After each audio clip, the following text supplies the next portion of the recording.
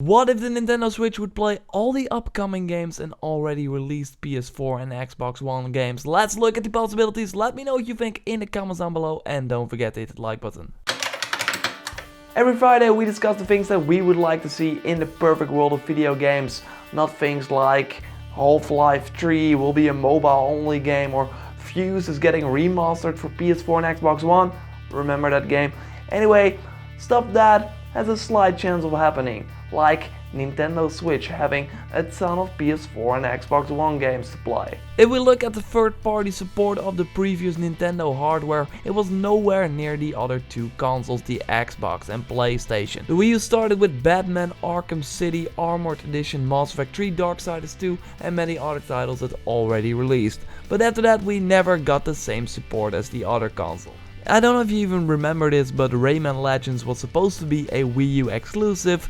Well, not anymore. It released on PS3 and Xbox 360 as well on the same day. Looking at the Wii, this was really no different. Of course, that console was not really powerful and had no motion controls, but still Nintendo didn't seem to care about third party. And in the case of the Wii, it was alright, but with the Wii U they fell really hard. So now they want third party back on board. According to 2K, they make a quote, big effort, end quote. So it seems like Nintendo really cares a lot again. Hopefully we will see some other games than NBA 2K17 from Take-Two as well. Then if they say, hey, they make a big effort, then maybe you guys should port over more games. Because right now the only third party games we saw in the trailer are Skyrim and this basketball game. But let's be honest, this is the perfect world of video games. It would be amazing to play PS4 and Xbox One games on the go. And for me that would really mean that I would, instead of buying the PS4 version, go with the Switch version to play them on the go. Hitting pause and resuming my Watch Dogs 2 story, for example, while being on the road would really be a game changer. Or competitive games. I mean, with Splatoon they already showed a scenario where you train with just putting a bunch of switches next to each other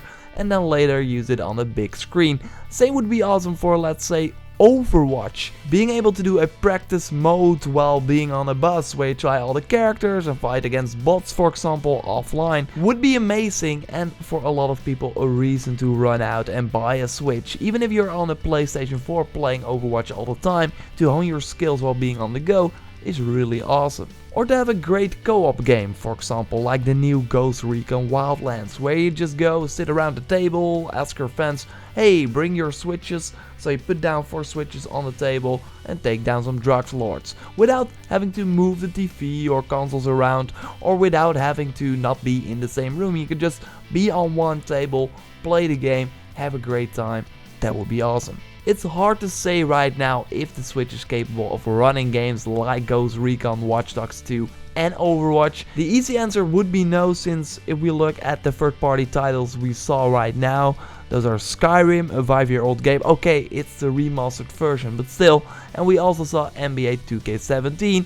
And yeah, that's not like this huge open world RPG or online game.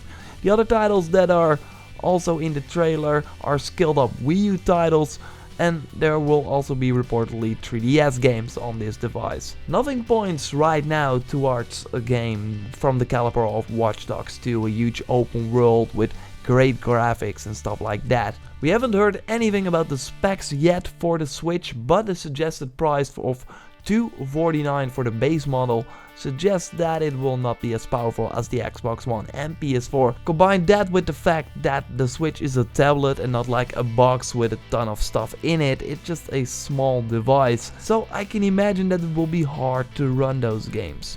But this could not be the end. I think right now the launch of the system is just the begin. I mean, the Nintendo president Tatsumi Mishima, I hope I pronounced that right, said that they are looking at ways to make iterations to the hardware like they did with, for example, the new 3DS. And if games like Overwatch are still popular by that time, and I think they will, then we might see them make the switch to the Switch. Those games will still require like the same tech from the launch, and with the Switch evolving and those games like standing still in terms of power needed, it might be able to play those games on the go later on. But in the perfect world of video games, it would be at launch, of course, in March 2017. So this is what will happen.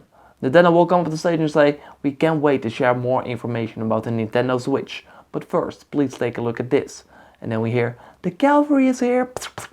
We see some huge fights from Overwatch. Then a car drives by.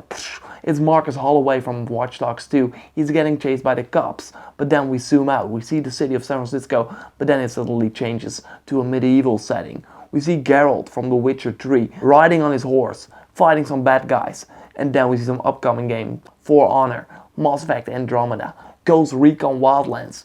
They're all here. They're all coming to the Nintendo Switch. Play your games on the go, Nintendo Switch.